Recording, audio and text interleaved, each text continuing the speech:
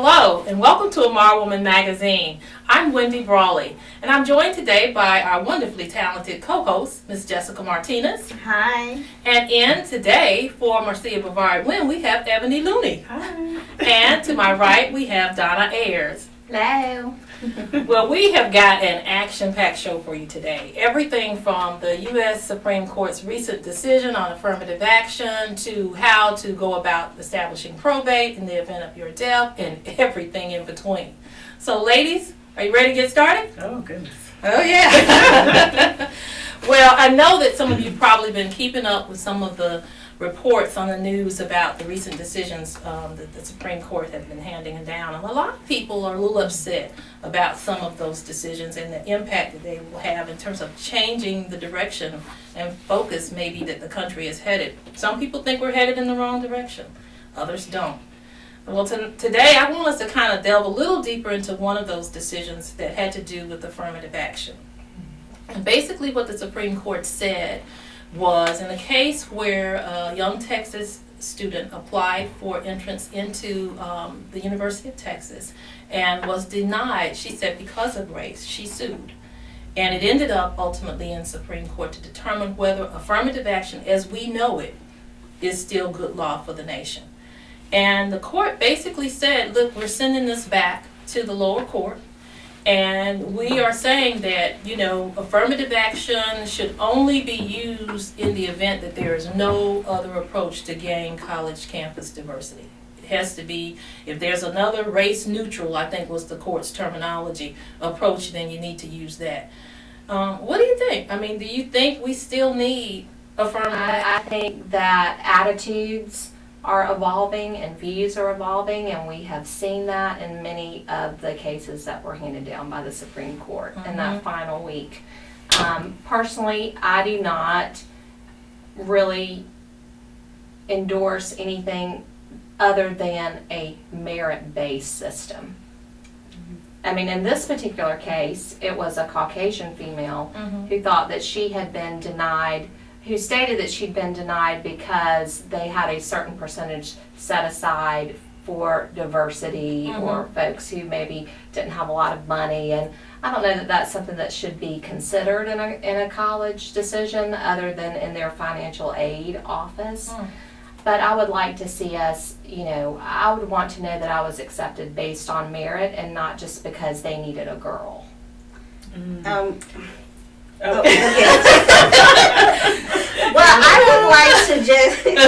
I would just like to comment because I think that people get the wrong idea about affirmative action, because the reality is that this nation, I mean, history has shown us that they weren't exactly fair to everybody, and that they had to, put laws in place to give people of, like minorities a chance to get certain positions. It's not that they're not qualified. It's not that, oh, well, we need someone African American or we need a Hispanic, any, mini, mighty, mo. In fact, more than likely, sometimes they tend to be overqualified. I'm not saying that everyone that's Hispanic or African American applying for a position is, that they're always qualified, but more than likely it hasn't always been fair. And I mean, we've had a war, the Civil War. I'm gonna say it, but I mean, look at the State House. Look at the State House, the Confederate flag. I mean, why is it still hanging? Well, I mean, with this case, it's kind of interesting because, she was a Caucasian woman saying, well, it's reverse discrimination against me. And while, I've always felt that with affirmative action, if it makes an institution think twice about the diversity that's on their campus, then it can work well. I agree with that. Yeah, if it's going to push diversity, and if the organization is saying, well, we're not going to have you because you're black, and they're only allowing a certain type of people there, and it's not a private institution or something like that, then I can see how affirmative action would help, and that's how I've always felt. But on the other hand, you do want to be chosen based on merit. And then I think the whole landscape of education is changing anyway, right? Because now, you know, did she really have to sue? Could she not go online to school? I mean, I'm just saying. That's a good Could she point, not too. go online? They don't discriminate your check online. Phoenix, everybody is offering classes online. So why does she feel to say, well, they're, you know what I mean? Like, this is the information age and the internet. The bigger question is one that you touched upon and that you kind of all addressed, and that was, to me, I think no one is against merit-based. But I think the assumption is that, when you say affirmative action, suddenly these people are unqualified and there is no merit in their selection, when a lot of times the opposite is the case, that especially now, that many times these students who are often minorities are more than qualified. It's just that there has to be a will within the institution to say, well, we're not just going to reserve all of the slots for the people we normally would have accepted throughout the history of this institution, which have been primarily people who are not minorities.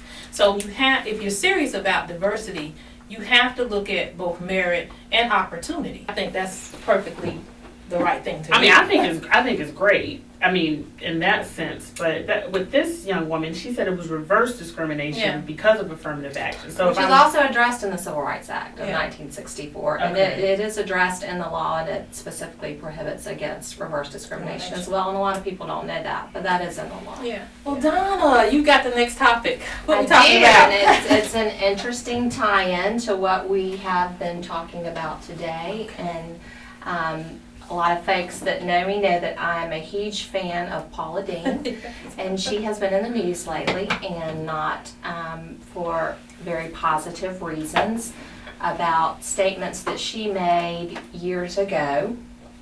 And as a result of that, she has lost her show with Food Network. We know that she's lost her endorsement deal with Smithfield Ham, also with Walmart.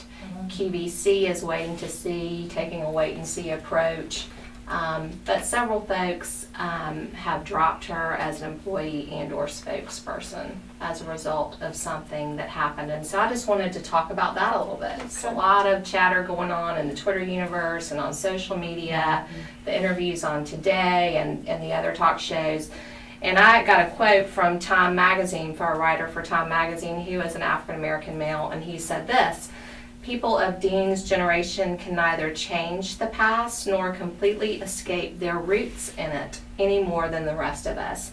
They can apologize and mean it, as Dean seems to. They also deserve credit for owning up to past sins, as Dean did candidly when she could easily have, shall we say, whitewashed the matter." So I wanted to get your opinions on it. Do you think that this has gone too far? I mean, I think of a woman that was raised in rural Georgia, pre-civil rights movement, and the kind of environment that she was in, whether it was something her family, used racial slurs or what have you, and she says that was not the case. But should we judge somebody so harshly on something they may or may not have said 30 or 40 years ago? Well, I say I myself, I wouldn't judge her so harshly, but I do have some questions, like, why do you want a plantation wedding? What's going on with that?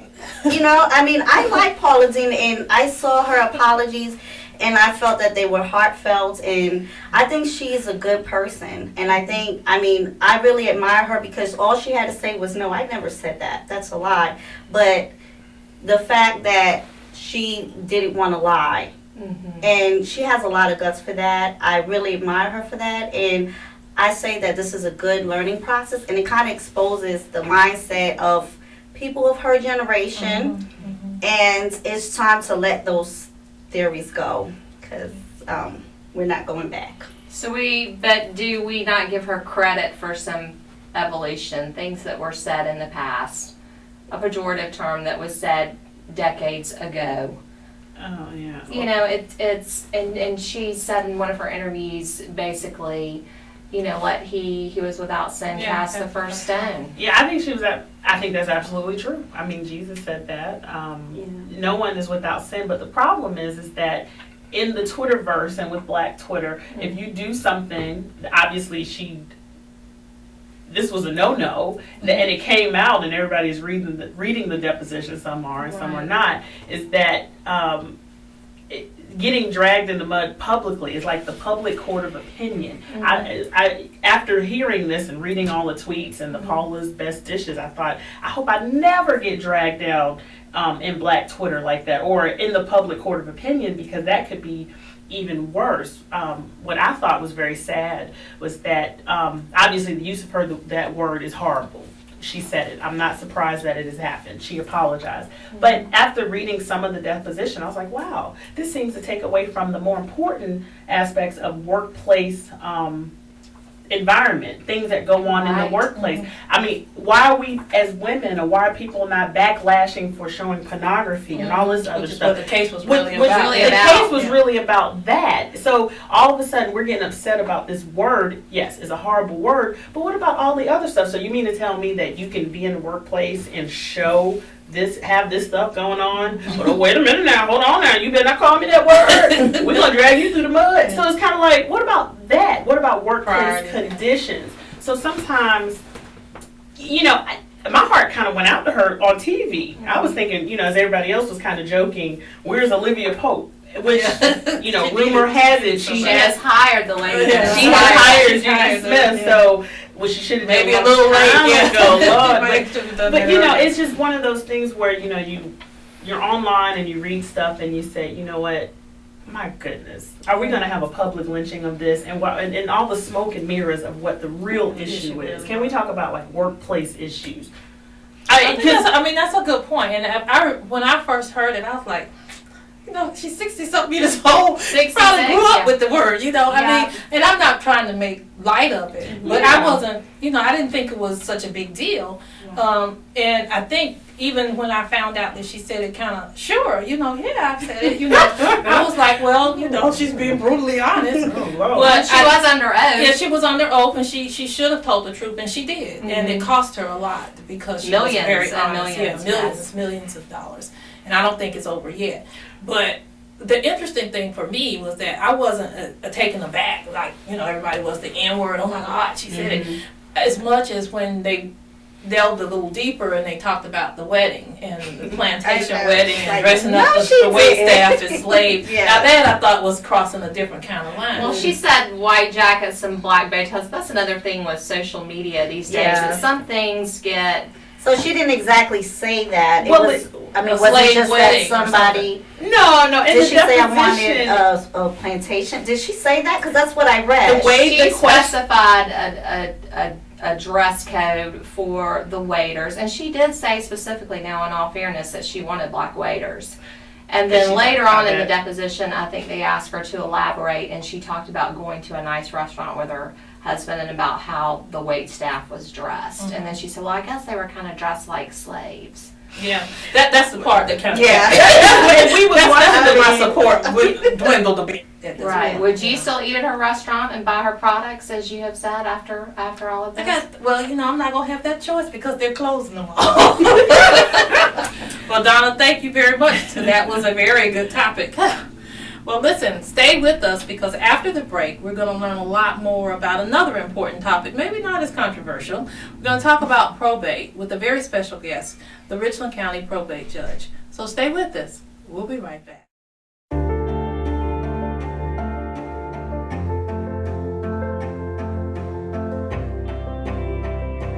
Body language can tell you all sorts of things. Like someone is having a stroke. Know the sudden signs. Learn fast. Face drooping, arm weakness, speech difficulty. Time to call 911 and get them to a hospital immediately. Learn the body language and spot a stroke fast. Welcome back.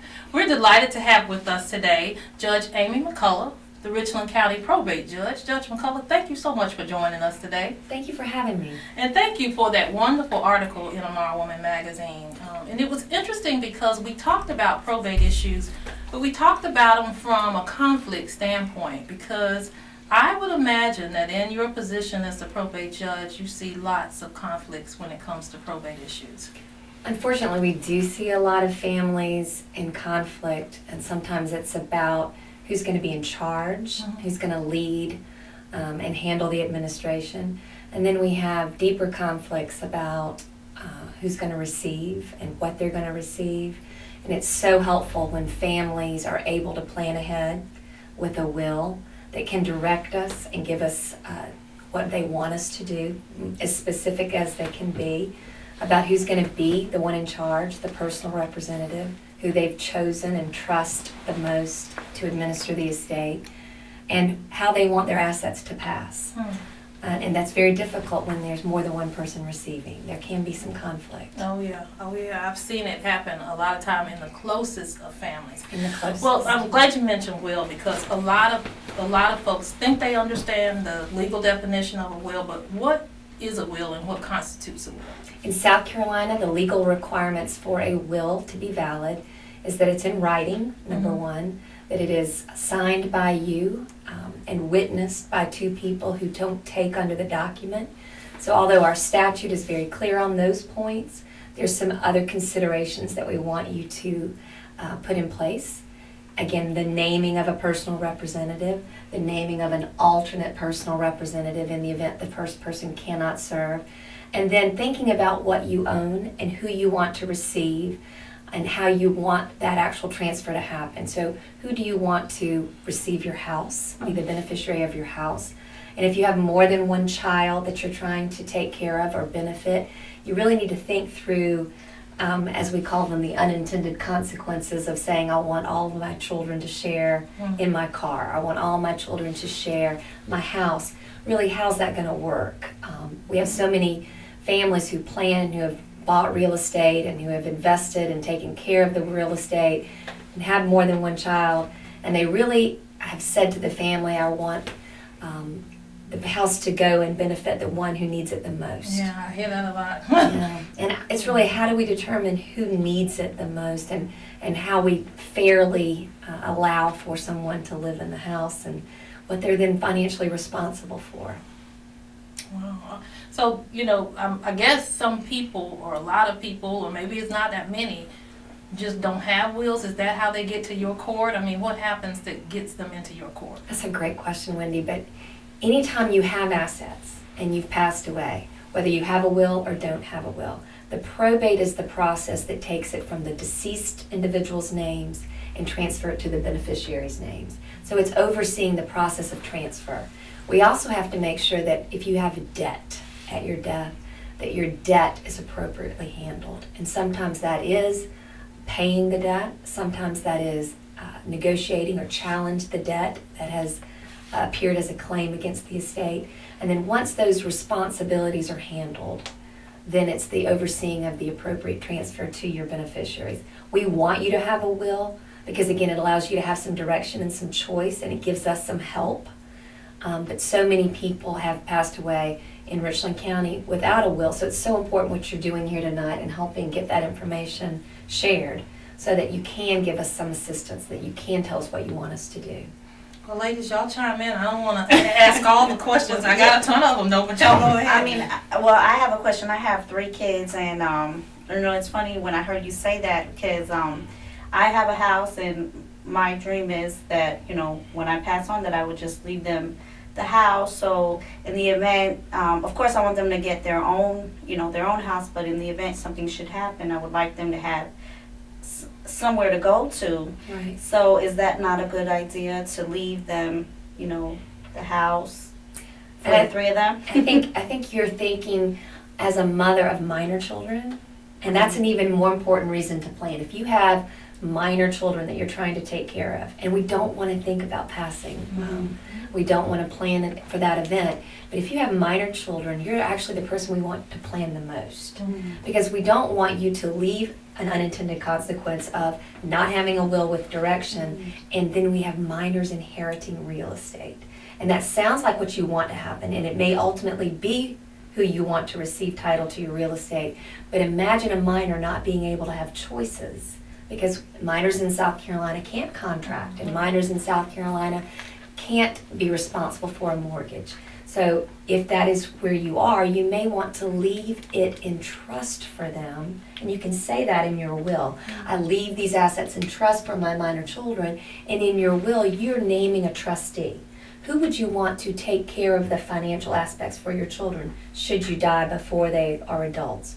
Or should you even die and plan a little bit further ahead, because not every 18-year-old is ready and able to handle that responsibility. So who do you trust to take care of your children, not only in their custody issue and helping them with medical and educational needs, but who would you want to be in charge of what they're receiving financially? And that's an important choice to make as a mother of minor children. Now, I don't have any kids, but, I've been married now for about 11 years, and we did a will as soon as we got married. So how often should we update the will? That is such a good question. But you've actually brought up 2 points. You're married and you don't have children, but you went ahead and did your will, which is really a good thing. That is such a good choice. But in South Carolina, if you were to die in that scenario without a will, your spouse will receive 100% of what you own. So that's what South Carolina law has said. But let's just then take it that next moment. You have a spouse and you have children and you die without a will. In South Carolina, 1/2 of everything you own will go to that spouse, and 1/2 of everything you own will be shared among however many children you have. Okay. And again, imagine having minor children, but even the worst scenario is a second spouse, children from a previous marriage or relationship, and then you have tremendous conflict. Yeah, didn't that happen with James Brown? It was like all issues and so much. I don't There know. were so Did he many ever issues get in married? that I know. So how often should I update it? Again, going back to your biggest question, Oh, when you have life-changing events. Okay. So imagine having the birth of a child, okay. or adopting a child, or goodness, we don't want to plan for it, but in the event of a divorce or a separation, we need to those are life-changing events that we should look back at all of our documents. Okay. Is having a will the same as having a beneficiary on a life insurance policy? Great question. There's so many times and opportunities that you can take to change a probatable asset into a non-probatable asset, where you are choosing in the way it's titled or the way it would pass in survivorship to avoid probate. So for instance, a bank account. If you have a joint bank account with your spouse, know confidently that that account will pass to your spouse at your death. 100% of your account goes to your spouse. In South Carolina, we allow car titling transfer with or. So if my husband is Joe, Amy or Joe, on the car title, my interest in that car will pass automatically at my death to him 100%.